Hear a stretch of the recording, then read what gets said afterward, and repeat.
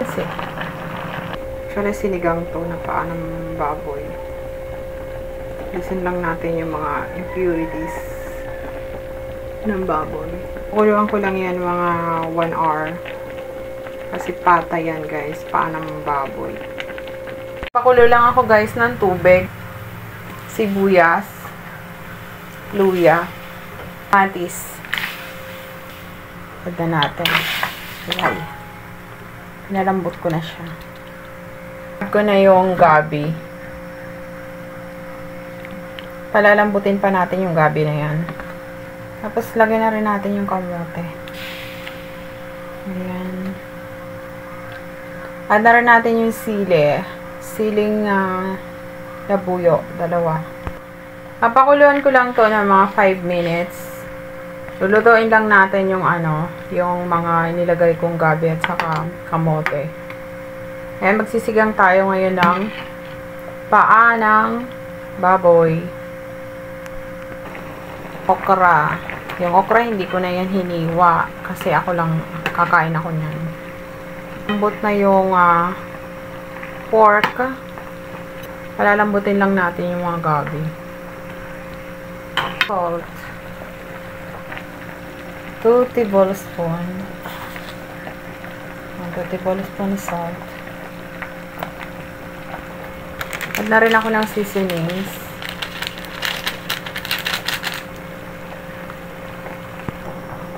Add lang ako ng powder sinigang sa sampalok with gabi. Titingnan ko lang yung gabi or kamote. Kung luto na. So, hindi pa siya luto. Kaya naglagay ako ng gabi at saka kamote. Kasi yan ang aking food. Yan ang pinaka-rice ko. Substitute sa aking chai. Ayan. Nag-grab lang talaga ako ng kung paano baboy. So, inibig lang din ako. Tama lang yung wow. Sinigang na pork legs. Ayan, pork legs. Craving ako sa sapaw.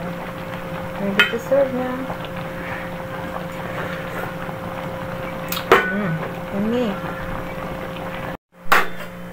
Set aside na natin to.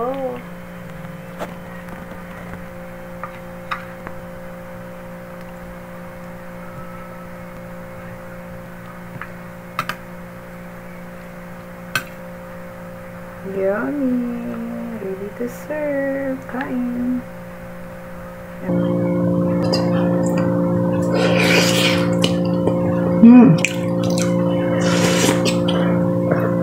Yummy!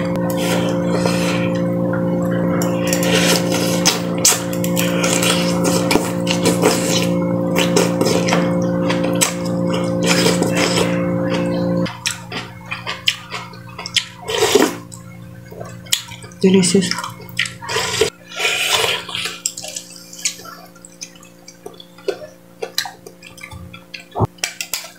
Yummy.